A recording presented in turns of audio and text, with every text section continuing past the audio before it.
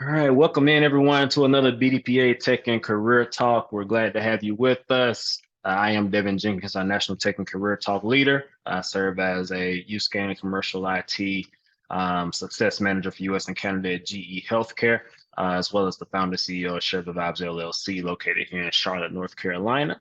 So glad to be with you today. Excited for our conversation today with a topic relevant to many of us. But before we get into that, I want to give everyone just a quick overview of BDPA as well as the Tech and Career Talks in case you're not familiar or you're watching this on YouTube for the first time. The BDPA is Black Data Processing Associates. The organization was started in 1975 as a forum for making sure we continue to build up the technology talent pipeline within the African American community. We have a focus on youth with a focus specifically around middle and high school students with our high school coding competition and technology skill programming throughout the year. And we also have focus around adults. We're continuing to be a forum for professional development and networking and career advancement for us as well. There's some collegiate activities we do as well, but our mantra is advancing careers from the classroom to the boardroom.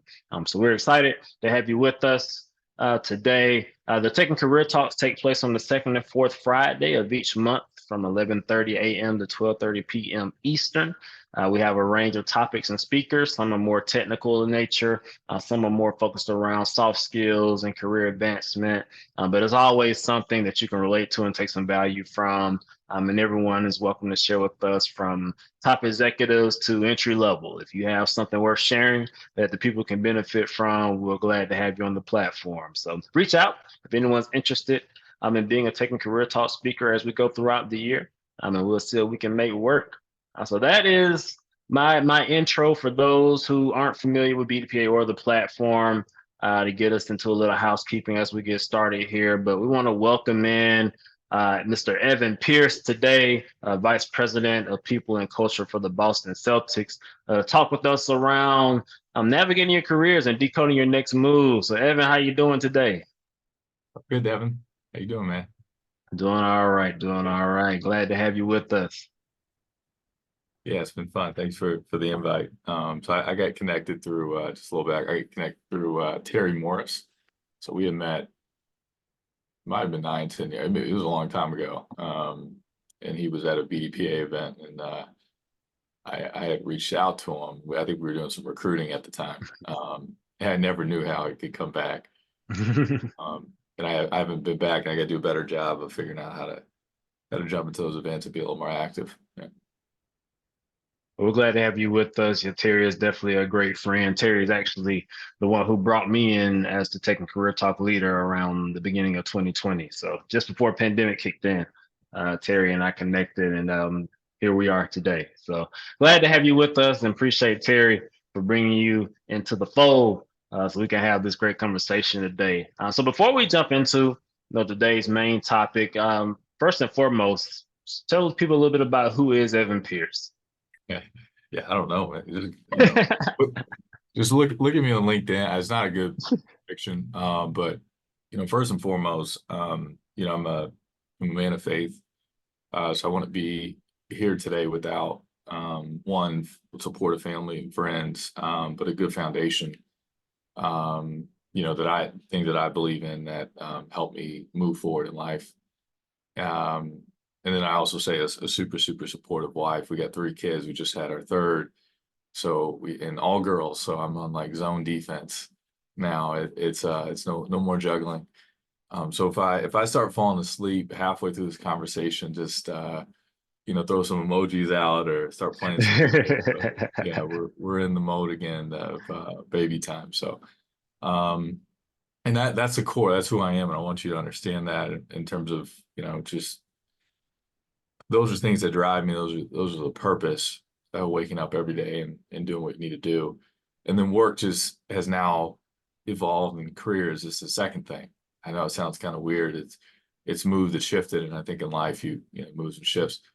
So for me, I think I've been with the Celtics for 2.5 years, took over the people function, combo of human resources and diversity, equity, inclusion as you look at kind of how we do things. At the NBA teams, and a little more scrappy, smaller organization. And then prior to that, I was in technology for 10 years. I was at Apple and Silicon Valley and Cupertino. I was at Hewlett Packard and another company, Raven Industries.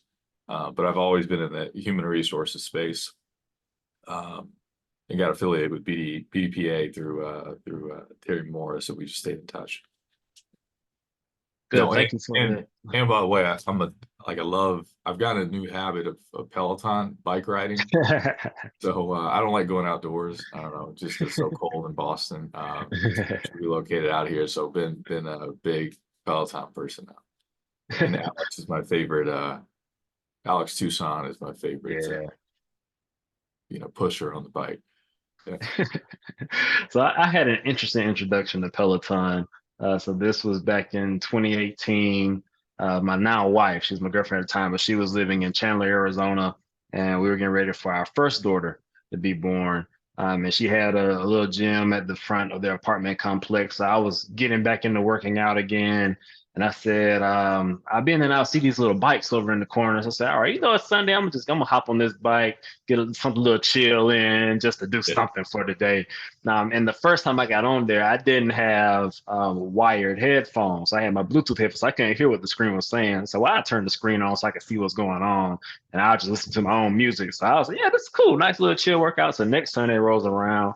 I said, I'm gonna listen to it this time. I'm gonna go get me another chill bike ride in the gym, and I'm gonna listen to Peloton. And boy, was I surprised! And the first workout was with Alex too. So that Yeah. was quite the experience, but I definitely appreciated Peloton because of that. And it was a good workout to say the least. So definitely familiar with Peloton and that experience. But thank you for walking us through that journey, and giving us the different aspects of who you are, an interest in fitness, your father, with three children, one very new, and then a career man with no experience in the top tech company sectors and even the NBA now. So thank you for walking us through that. I think it's good foundation to know who our speakers are before we jump into these various topics. So with today being around career navigation and specifically career GPS, decoding your next move, wanted to ask you this question to kind of set the stage for the conversation and maybe get people's thoughts flowing. And to the audience, if you have questions or thoughts, feel free to drop them in the chat. Raise your hand if you want to jump in throughout the conversation with them. Otherwise, we'll come back at the end and take those questions. But to set the stage for today's conversation, I wanted to ask you, what are your thoughts on passion versus purpose? Mm. Um, that's a great question. I think passion's a feeling, right? And it moves up and down. It's volatile, right? One day you could be passionate about something, the next day you don't. I'll give you an example. Like started getting some hobbies back when I was growing up, and I would watch like Michael Jordan and stuff. And I've been on the search to try to get a Michael Jordan rookie card.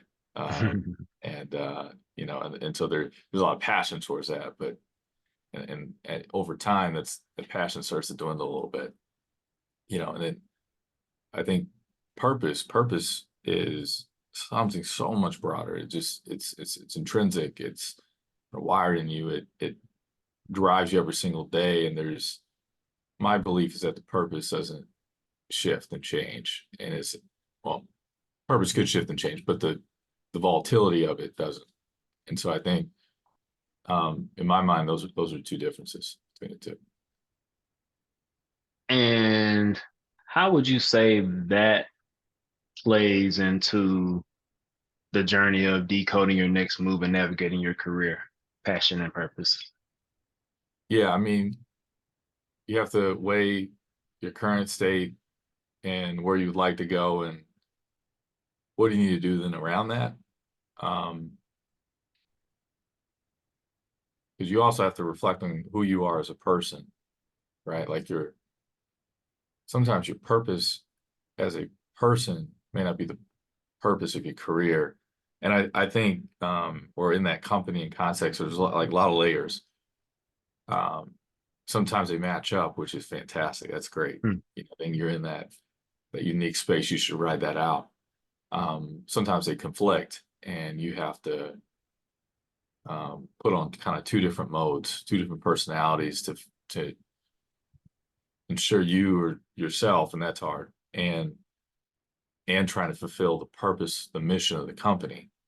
Um, and I think just being cognizant of that is really important. Will almost help you understand then when the time is right, and I'll get back to what I mean by this, but to make moves. So when you look at careers, people want to make moves. That doesn't always mean, you're leaving the company, but moves can mean grabbing experiences. So you want to make sure you're either the team level, department level, the function, the organization are aligned to kind of where you want to go, like your career, and then how you can deliver against that, the outcomes you can deliver against that. No, thank you. I think that's so important.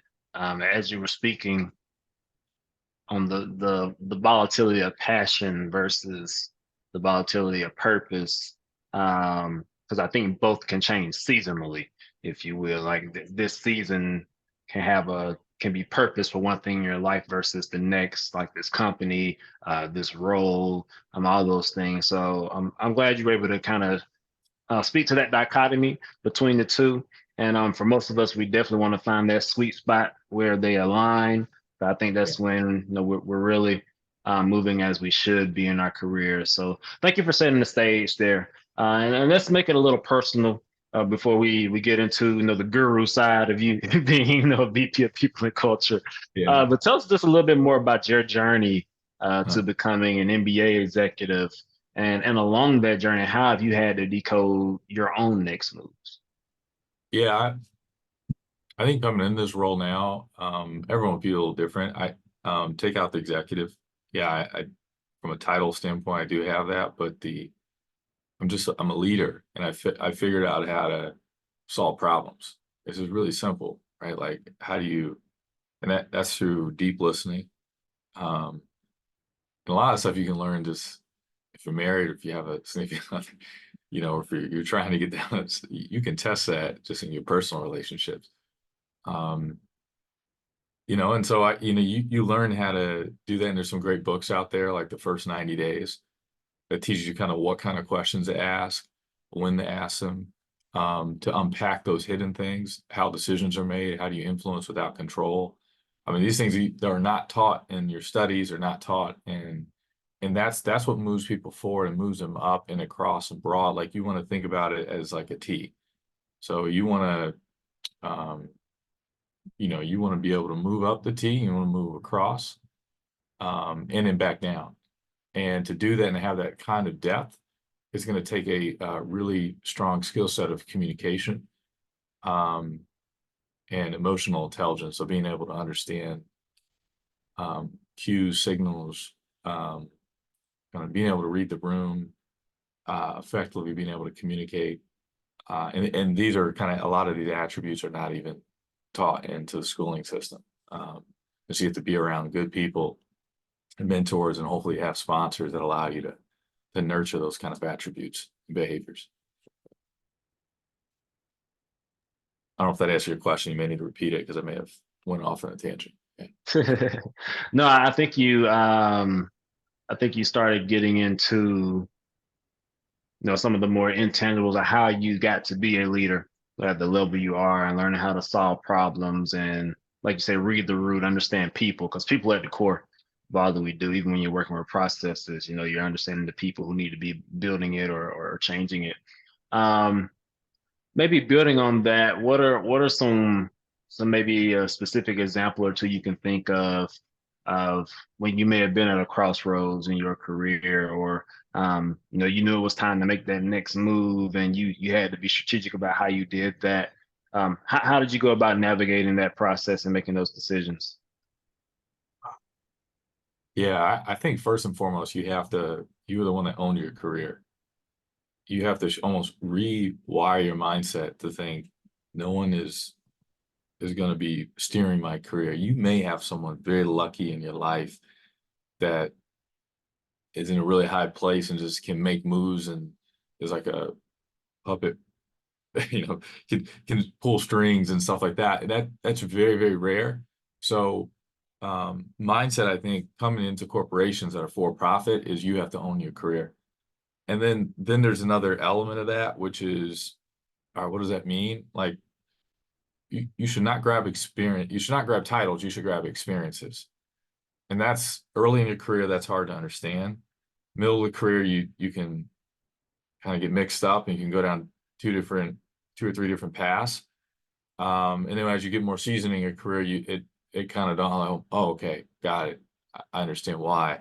What I mean by that, there's kind of a four-step model I think about. And I wasn't trying to rap or do anything and create this or make a rhyme around it, but it just may help me understand it. Like you go into roles, you learn your role, you execute, you go super, you build relationships, authentic ones, broaden your connections.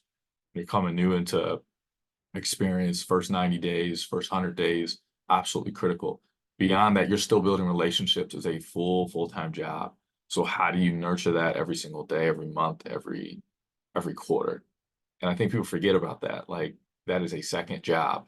And if you're not doing that effectively, it may create a little bit more challenges when you're ready to move. So learning the role, building relationships, doing it, right? Like I think we go from, you go 100 miles an hour and you forget like, how'd you get up to 100 miles? And, you have to execute in your role super, super, super well, go super deep. I think people with data backgrounds can do that a lot more effectively, I think, than maybe some other roles. So I think there's some already a competitive advantage that you have. So go deep. And then those relationships that you nurture, you don't have to go overboard. I mean, think about one that you do for 6 months, maybe another one that you nurture for say, and you'd be surprised where those lead. And I'll give you an example like Terry, but where I ever gonna met with him one time, built a connection, never knew how it could cross paths. And so we've been in touch for like almost like the last 2 years. And that's almost like 9 years later, right? So I can't tell, it's hard to quantify. And I think you have to have a little bit of a leap of faith. You have to build relationships. You got to go execute your role. You got to do it really, really well. And then you have some time to improve. So this helps with your personal life and professional life. So prior to this, I was supporting an organization at Apple, which was it was moving from waterfall to agile in their software development. And it was a way of a new way of productivity to get work done. And it taught me this method of just the iterative view and process of kind of improving. And in that improvement stage, you should always think about your careers and your experiences and your projects is, okay, what do we want to stop? What do we want to start? What do we continue? What's eating at your energy? And then constantly putting things through that cycle. And then figuring out how you, over time, can communicate those themes, those recommendations, the places that you aspire to be, where you want to go. And then you make moves, right? And there's no timeline to that. And so I think that fourth step, you learn your role, you do it, you improve on it, then you make moves, right? You don't learn your role, then make moves, right? Especially in a for-profit setting, that's not going to bode well. You're not going to be viewed in the right light. And and it's every single day you're kind of doing something and building momentum, grabbing new experiences, raising your hand for things that you may have not wanted to raise your hand for, and going deep on it because you have a little bit of that expertise, or you don't and you're stretching. And so over time that cultivates the right environment portfolio to say, I'm ready to make moves, whether internally or externally. Because at the end of the day, every corporation is business. So you're employment at will, unless you're on a unique assignment. And everyone's always searching and looking, and people can be replaced. So you have to look out for yourself. You have to own your career and view it as, how many experiences can I be grabbing? And then what story am I telling across those experiences? Hopefully that helps. That was a mindset I had as I was going through the career, and I still view it as a really, really good model. You strip titles away, you grab as many experiences, and that builds your portfolio and your story to ultimately make moves. Yeah. And there's No, stuff outside of that. So there's a whole personal sphere that doesn't really fall into the linear career track. Yeah. Well, I'm sure you can definitely speak to that. Coming off maternity leave here with your third child. So, no, thank you for that. I think that's great context. And you kind of got into where I wanted to go next, which is around kind of what are your basic core principles of career navigation. And you started to touch on that with communication, building relationships, learning your role, improving your role, then starting to look for new experiences. But I'll give you an opportunity to maybe go a little deeper there or plainly lay it out. If you have them, or what are maybe your basic core principles or tenets of career navigation? Hmm. Yeah, I don't know where the audience is completely on all their different places in their career, but they there's so many answers to that depending on who you are and where you're trying to go. So I'll just give my example. So my goal, my role, and I didn't really explain that really well, was to look at an organization, look at where, in terms of human capital, where do we need to invest on the people, the process, and the product that nurtures cultures and allows organizations to thrive and be at their best. And so there's a lot of then operations and tactics that go behind that. What models we want to create for to breeding the right cultures and behaviors that we want to see every single day. So I'm constantly thinking about, hey, what new technology could help in that mission or purpose. Um, what process could we amplify, enhance, and what experiences can we create consistently for staff? And so I think of much broader across the whole business of basketball. So it's our business of basketball operation, and then our minor league team, and then our gaming operation, which make up the Boston Celtics. Um, and then I think for people going a little deeper, I think, I really focus on asking a lot of questions. I seek mentors out. And I like mentor, meaning like no one's just talking to you the whole time. Like there's a nice, crisp two-way dialogue. And I know how to stop mentorships too. So that's the most important thing. Like, don't feel like you have to have the pressure of uh, like constantly just talking to them every week. I don't like that. So I'll give you an example, like artificial intelligence. Like, how are we using that as HR professionals to automate kind of the experience internally? And so like there's a handful of leaders that I've built in the community. I say, hey, like I heard you're doing some of these things. I'll reach out to them, say, hey, would love to just talk to you about this. And then you just feel the energy, right? And it's like, hey, these things have been really good. I like to continue this conversation around this topic, and then sometimes it just dies down. Just let it die. But what happens is that you build authentic relationships through that. You're not going and seeking things in terms of your like selfish reasons. Um, and it's okay to be selfish. So don't get me wrong. It's okay to be selfish. Focus on your career. Be selfish about that. But then there's the tack that you go about, like reaching out to people, building those kind of connections, relationships, mentorships. The nice two-way dialogue. And you'd be surprised when those people, like a couple years later, those seeds that you planted become sponsors. People who were talking to you, like, hey, like I constantly see, um, I don't know, I'm just using a name in here. I constantly maybe Janine, if I'm saying that name right, doing great things, whether it's visibility in the community, whether it's at BDPA, whether it's in her role, um, and and that then becomes that seed that you planted a couple years ago becomes an opportunity for you ultimately to make a move.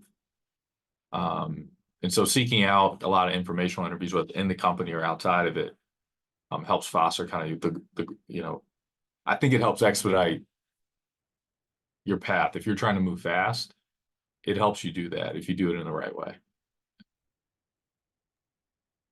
So I think I heard a lot of themes around mentorship and sponsorship, which goes back to what you said earlier, the importance of building and nurturing our relationships. Yeah. Very important in navigating our careers and seeking out the right information to be the domain expert, if you will, in our areas to really be able to contribute value and drive change and impact. So I think is that a fair summary of what you would say the foundation of career navigation is? Yeah. And everyone has a different path. So, Right. and um, It's not always linear. Sometimes you got to take some step backs too. So those, when you have major life events that happen, right? Someone passes away, which has happened to me. Sometimes you have the mental fortitude support to push through it.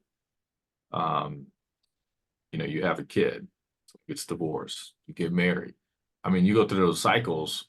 It becomes sometimes challenging to keep if you have a certain ultimate goal and you're ambitious and you want to keep growing in that space, it could put you off the path very quickly. So having more mentor support, family, community is what I found out is the key to sustain your career, which is a massive Mm, difference in just making a splash. Yeah. yeah. Hmm. All goes back to people. All goes back to people. Yeah. Guess that's why you're the VP of people. So want to take a question, another one that's definitely going to vary by probably position and where you're at and everything, but I'll ask it anyhow.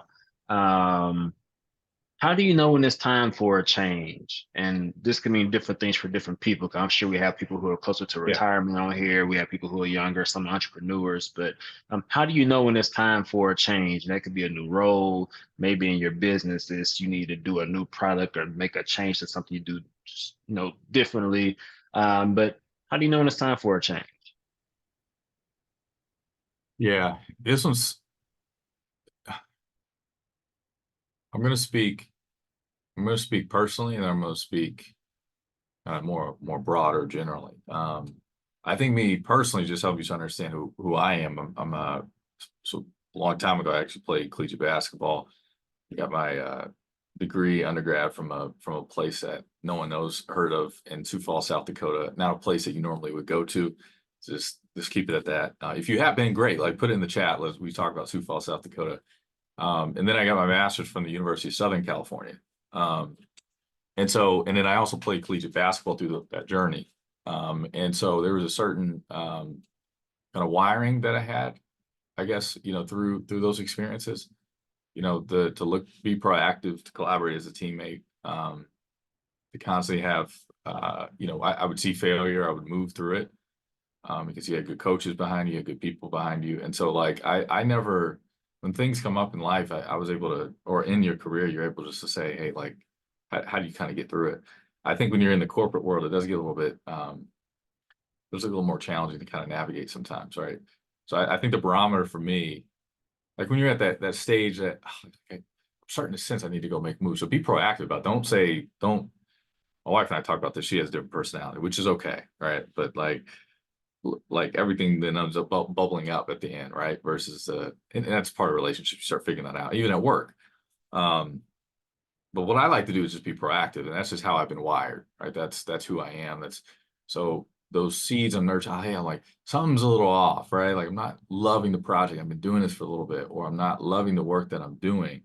What is that? Do I need to self-reflect on myself? What do I want to stop, start, continue? How do I go do that? How do I effectively explain that to my manager, my boss, and coach across? Um, so those are different things that I kind of start to think about, and I start to plant those seeds early, so it doesn't become like a massive surprise when I'm making moves. Because I want to build, every place that I want to leave at, I want to leave it at a better stance. So any project that I leave, person that I'm interacting with, obviously a lot of great quotes out there.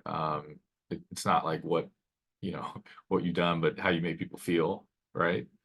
Um, Maya Angelou. So I think that's a great quote to kind of think of mine. And so, like, I'm constantly thinking about that feeling, that experience, and I don't want people to leave jagged when I'm assessing, kind of jumping to new opportunity move. It's like I'm stopped. Like, there's no learning happening. That's a red flag. Like, you stop learning. Um, you know, you can sense there's a theme of uh, growth, maybe vertically or grabbing new experiences laterally across different groups. Like, you're not being put on the product. Like, why is that? That's something, if you're not getting crisp answers and the path is not there, that's concern. Doesn't mean you should leave. Could be things that you just need to work through and just heads down, and maybe that leader just needs to leave. So there's a lot of different things.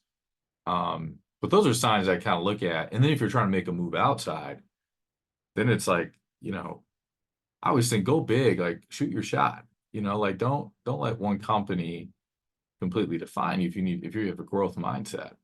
And so the question I would ask is like, would you regret that you making that jump? Would you regret that opportunity at 80 years old? You go back and look at your life. It's like, what kind of moves do you want to make? And go make them, do them, in the right way, professionally, but make those moves. So would you regret that position? Like, what would you believe in high? How do you make people feel if you left? Um, and so, because you want to leave, ultimately, what I'm trying to get to is like you want to leave a legacy at your professional career and in life. And it's about feelings. It's not about what you've done. It's about like how you left something. And it's like, hey, I have felt that energy with Evan, or with so and so, right? And or there was a new way of doing something that made everyone feel a lot better, right? It always goes back to feelings. Or the experience is much more crisp, right? So just think about that as you think about your career and you're getting ready to make moves. But you should also look at the warning signs, weighing a lot of stuff personally and professionally. But that's how I would think about No, thank you for that. And I want to kind of take the flip side of that question and ask you, um, when might there be signs or what are the indications that you maybe shouldn't make that move, even if you're not necessarily quote unquote happy, if that makes sense. But what are some it. indicators that you maybe shouldn't make a move just yet? Yeah, you got to weigh a lot. And this is where relationships personal. So I'll share a little bit of my story, right? Like, so when we're gonna make a move when we went to California, we were there for a while. There's a lot to weigh in. We had one kid at the time. My wife at that time wasn't working. So hey, what's the trade-off? What do the personal finances look like? It's a pie, right? Like what's your career trajectory? Where would that go? What is that community going to do for our family now? There's much more context.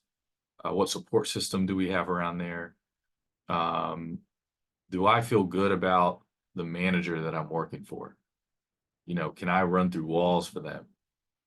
And can they help catapult my career or give me in a good trajectory for 2 years? Think about it in a more of a 2-year mindset when you're making moves, because you have to be able to say, hey, like in 2 years, like, hey, what have I done? Like you have to be like, boom, boom, boom, boom, boom. There's got to be at least 3 things. Is that manager going to help you kind of get there, depending on kind of your role and your scope, or support you, nurture you, coach you through that? And so those are really strong factors. And if you're not attracted to that kind of style, leadership style of that leader, like I wouldn't, make moves or make shifts. And then you have to weigh in all the personal things, before you go do that too. So that was heavy for me. Um, and so obviously we ultimately said, hey, career was important at that point in time. And so me making a move made a lot of sense. And we put it for data people, I'll be data centric. We went to a spreadsheet. This before ChatGPT, where I could do advanced formulas and say, hey, can you spit something out? But we just went and said, hey, let's just weigh this. Like and then we weighted it at the end to say, hey, what are the different factors that are really important to kind of the community, the church, the school systems, the career opportunities beyond that. My wife always wants to be on the coast, so being by the beach. So you got, once you kind of net those things out and you're like, all right, I'm not learning anymore. The paths are not there. Somewhere's being blocked. It could be time for a move. The place is when you stay, and this is where it gets hard. And there's not a perfect answer for this. So that's where that question is like, would you regret this move at 80 years old? That to me, like, okay, no. So then go make the move, right? All those things are weighed. You talk to your partner, you reflect on yourself or whoever your life situation, and you say, hey, I'm not going to regret that move. Just go, make it happen. Life's too short, I think. And then the other, the other is like the company, right? So think about it, right? Like this, you may have, there may be some incredible benefits. So like Cadillac plan benefits, stock options, restricted stock units, annual bonuses, what trade-offs are happening through. I mean, there's a lot of different like variables. And even the company may be like pumping out money. like for example, I'll give you my example, and I can't talk to everyone, but like moving from Apple to the Boston, like I was not actively looking. So there was opportunities where someone had reached out and said, could be a dream opportunity for you. Would you be open? And that's where discussion started around, hey, we haven't invested in our human capital, not necessarily invested, but haven't nurtured it in that and elevated those experiences like we want to. We need help here. So I saw it as a problem. We were still on the coast. Um, Companies making a lot of money at Apple. I mean, it was like billions and billions and billions of dollars every single quarter. It was like 59 billion or plus more every quarter. Company was having issues. So there was no reason for me to leave, even though this opportunity provided more growth for me. So you just got to then weigh everything out and make calls. Sometimes life is, make calculated risk, you know. I wouldn't say everything was perfect, it wasn't smooth, but there's trade-offs. But look, you go back to your purpose, who you are. I had a chance. I never knew sports could be somewhere. I thought it was going to be a complete career in tech, right? That's why we lived out in Silicon Valley for a while. And so they have that opportunity now to come back to your roots with something special, right? When you can marry, this is where passion comes back in, where you can marry passion, like what you do, and your expertise, man, those are sweet. So then you just try to ride it out as long as you can. Those are special places to be in. Not everyone can do it, and sometimes it takes time. So my story, it took a little more time. Yeah. That's powerful. And then going back kind of to that purpose and passion piece. And maybe the purpose all along was to come transform people and culture within the world of basketball, going back to your roots with college athletics, which I'm pretty sure if you did that, you were doing it in high school and middle school as well. So but you had to spend that time in tech building up those skills and really perfecting your craft, building those relationships that open the door to you coming back to combining that passion with your purpose, and it all turned into your vocation ultimately. So I love how that kind of puts a bow on the story you've been telling. Um, and I love the perspective of would I regret this move at 80 years old? I'm going to start asking myself that. Deciding on whether to stay in something or move from something. Would I regret this 50 years from now? I think that's a great outlook to have. I want to transition a little bit into kind of like self-advocacy and really like championing yourself as you navigate through your career. And then I want to open the floor to any questions from the audience before we close. And it doesn't have to be about career. If we open it up, it could be about Celtics, what I can share, and basketball transition. So it could be a lot of. Absolutely. So asking everybody get your questions, your comments ready, so we can have some fun here before we wrap. So when we're talking about navigating your career and making moves, what would you say when it comes to approaching salary negotiation, having conversations around compensation, really advocating for yourself? Yeah, I mean, to step back for a second, I mean, pay transparency laws are starting to sweep different states, and there's a handful now that have that. So just for your knowledge out there in the sphere, and more states are moving toward that, are getting ready to pass legislation which would require states basically come in or companies for profit at a certain size, basically to articulate and be more open and require some guardrails internally too around when you ask for more money, right? That's your motivator. Great. That's not everything, but if that's your main motivator right now, which is fine, you can ask for those things. And I think more states will, what's the right word? Maybe more of a push for the companies to be more transparent around that. Certain states already have that. A lot of them don't. And so for the ones that you're not in those kind of states where it's just natural, a part of that, you're missing data, right? I'm really not trying to like throw puns and all this stuff, but just flowing already. But like, so like you don't have a lot of like data at your hands, especially in those, mainly probably a lot of conservative states, naturally. And so they may be a little bit more behind on a lot of progressive policies and thinking there. So it becomes a little tougher to kind of like, hey, you don't want to get in a place where you're asking people for all this comp. Yeah, I don't think that's a great, even though if it's legal and you can do it and people will give it to you, I just feel off asking for that unless it's a close family member, like your best friend. Hey, I'm navigating to something and want to get your thoughts. You kind of have to move about it strategically. And so you got to understand first and foremost, have you delivered is a question. If you haven't delivered, don't talk about comp, right? You need to self-reflect. And that goes back to the do it part. Have you actually executed on your role and drove outcomes? So I love the Google XYZ method, meaning like when you're talking about your resume and you were positioning yourself to, to future employers, and you can actually Google this and it'll tell you what the Google XYZ method is, and it allows you to articulate outcomes and results. And if you're not able to efficiently talk through 2 or 3 large things over that year or 2-year period, you probably should reassess all that. So, I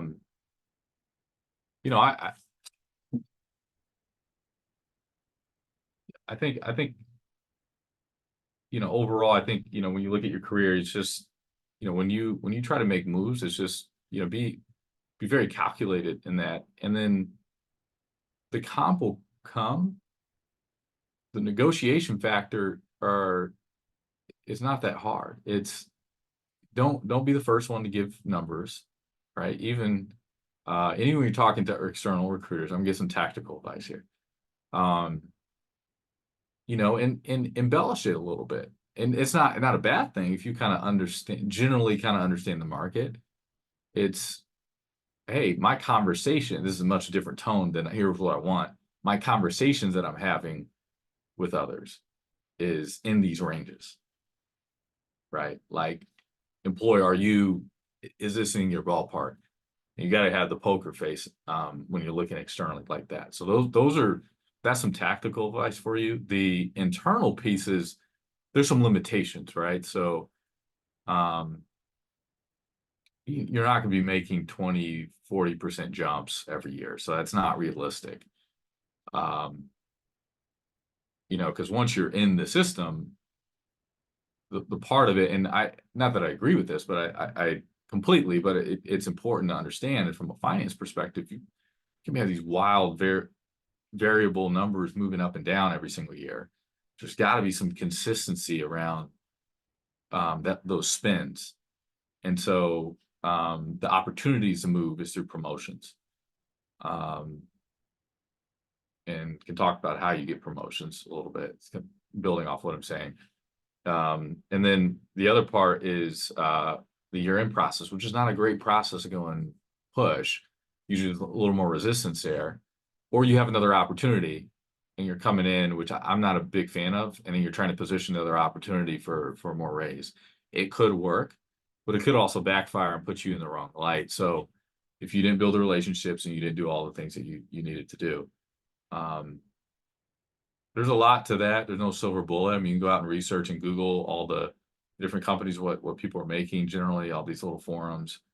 But you got to focus on kind of, have you grabbed experiences and have you been able to deliver results? And then you name your price. Don't worry about all the benchmarks. You say, hey, here's what I'm moving to the city. Here's what I like, and allow them to kind of get to that point. Or, hey, here's where I believe I should be. How off am I? And there may be a lot of reasons why you're really off, or you may be right on point. So you got to go advocate for yourself and speak up at the right time. Don't do that within year one of a new experience. That puts you the semantics of that's not great. Year and a half's a little stretch, but it could happen. I think within that 2-year time frame, they'll start to plant seeds and start to advocate, hey, where do you want to go if you're not happy with kind of the comp situation, especially in new experiences. Yeah.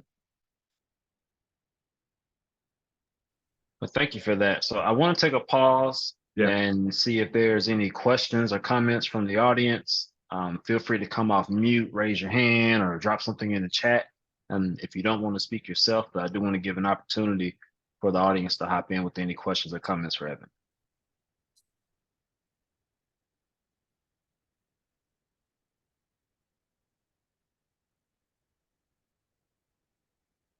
And I also want to make sure nobody is speaking on mute right now.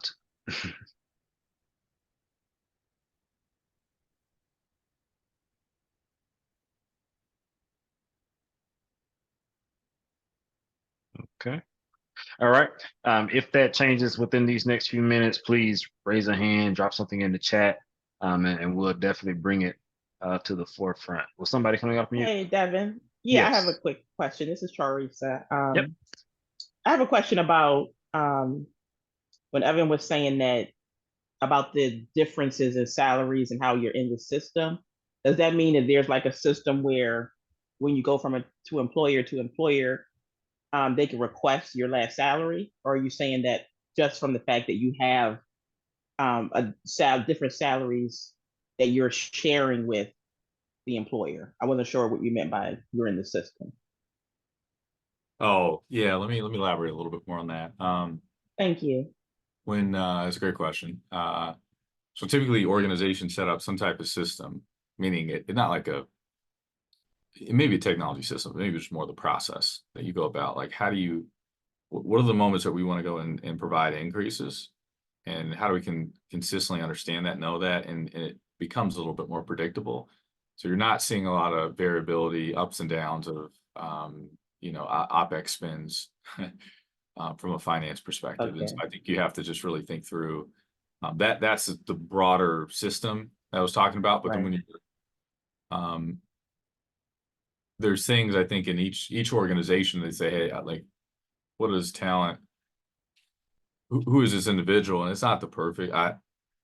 We actually don't use this at the Celtics, but like who's the talent where their opportunities for their growth, where their potential is like really, really hard. I don't like that, but it's a hard thing to really measure.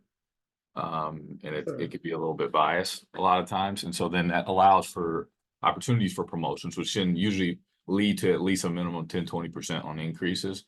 Typically what you see on promotions internally. Externally, it could vary, right? I mean, you could jump significantly externally. Right. There has to be some controls in place, if that makes sense. Like once you're kind of in the system, we have to use it as a system. It's a system, right? Right. Yeah. To produce the products, the services, the experiences. So once you're in that, that's the culture. And there's things that will show up that drive that culture moving forward. Once you're out of that, like, or you're getting ready to be, and you're kind of a free agent, you can kind of name your price to some degree. It's a little bit, so it could be a little bit tougher to name your price internally. I'm not saying that it can't happen. It's just tougher. I can't tell you why, but it is. Yeah. No, that makes perfect sense. Yeah. Thank you. Thanks, So Charissa. you should know your voice and you should speak up, right? Like if there's something that you're looking for and you built those experiences, you plant the right seed and then you follow up with that conversation in the right moments. Usually those are end of year, mid-year. Those are moments where salary promotions, career opportunities, development are, I think, more receptive into the systems, into places that are for profit. And I think outside of those, it gets a little squirrely. And I think just be careful on how you're coming across in those outlier moments. So it's a game. It's like Monopoly, right? So you got to play the game a little bit. Yeah. Sure. Thank you. Any other questions or comments from the audience? So we have something in the chat. Says, I understand you need to get your role, learn your role, get good at it, then make moves. But is there a recommended minimum time frame you allow yourself to develop the skills before moving? Yeah, that's a great question. I wasn't surprised that I got that from more data-centric people. This is the hardest thing to learn. You have to, you cannot express a timeline to people, that's going to put you in a really, really bad light. There may be some people who are somewhat receptive, but my experience is that when you start putting time frames on things, it starts driving different types of behaviors, especially on the career. And I think on the career side, you got to let some of those things play out, especially if you have runway, right? And if you're getting ready to retire, that there's a defined time. Oh, okay, I'm realistic. What, like maybe 3 years away from retirement? Like, what do I need to 5 years? Like, what do I need to start doing to prepare for that? If you're trying to get to that mark, but outside of that, like, there's no reason to have a timeline per se. That mindset kind of can hurt you in the long run. My personal opinion. You can disagree with it. What I love on the mindset is we're on a growth mindset is where you're looking at not the timeline, not the titles, but like how do you grab as many experiences as possible within your craft. And then the portfolio, the selling point, you can upsell quickly, name your price, because I've developed this. Recruiters will come to you for these things. So that's my experience. A timeline. If I'm gonna play to your question too. So if I had to put a timeline on it,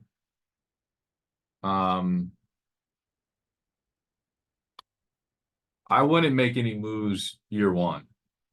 It takes a while for you to develop in your role and deliver. I have not seen someone, and me personally, and just working through like how do we nurture cultures to be high performing on our player side, basketball side, in our business operation. Like it's hard to say like you can make those kind of moves in year one. I think that you're with the right, if you have the right mentorship support in an accelerated fashion for the first 2 years, I think you can make moves. It's much harder to do, or you're in like some type of rotational program that allows you to make moves, whether you're a little more seasoned in your career or you're in the early career rotation. Those make sense, but it is a lot tougher to make moves because it's more about the outcomes. Can you speak to your outcomes? If you've been in there long enough, that drives consistency on those outcomes. And so that perception in organization is, if you're making moves before that, and that's why people kind of say that 1 to 2 year mark, it's not arbitrary, it's just like real, right? Like how can you actually are you driving outcomes in your role? How can you do that in 6 months when it really kind of takes 3 to 6 months to build relationships, minimum, right? And then in a system, in an organization, then you have to then influence those individuals or work with them to then drive. So then you're already 6 months into that 2 years. And do you have enough proof to say, hey, like, hey, in comparison, doing this equitably, right? When you get to the promotion stage and you're trying to move, you're trying to grow, like, is this the right opportunity for you right now in comparison to this person, right? That may be up for that same type of opportunity. And I think it's hard. I'm not saying it can't happen, it's just hard.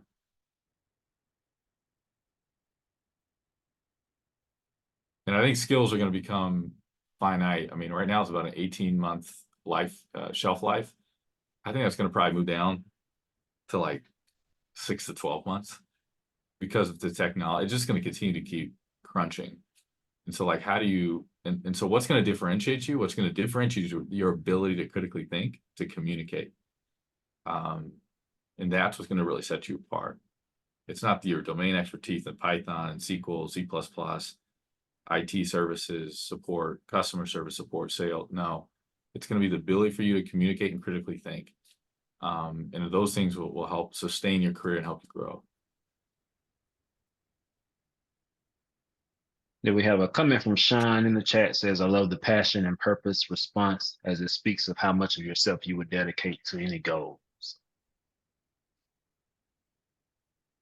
And Todd also said thank you because he just started his IT career. So yeah, and a lot of organizations just don't teach this. Like they're not going to have a career map. Schools aren't going to teach this. So what I'm giving you is probably a mini fire playbook on navigating career. And a great book to leave you with is First 90 Days. And then How to Win Friends and Influence People. Those two will help you figure out how to ask the right questions, read the room, and influence. And then you get some mentors to pair up with those in those moments, and then you're going to be golden, especially with a technical background.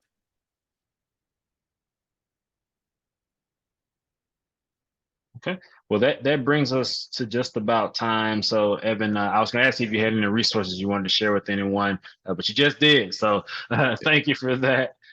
So, lastly, I'll just say, is there any just kind of big takeaway that you want everyone to leave here with today? And also, how can people connect with you after the call if they would like to? Yeah, I actually was surprised by this when I was talking to you. I think one thing was embrace technology, and I'm talking to BDPA, and I'm like, what do you mean by that? I think there's a fear of artificial intelligence and that automating even a lot of really tech-heavy technical people, but I think it's the opposite. And one of the ways you can kind of lean in on that is like ChatGPT, right? And if you have a business account at your work, or if you have a personal account, really embrace that. Don't, even though you're in tech, you think you're in that space where you're constantly thinking about it all the time. You're surprised. It's a change, and I think people fear change. They view it as kind of a loss. And and I think the only way to kind of get around that is you have to really just kind of lean in and embrace it.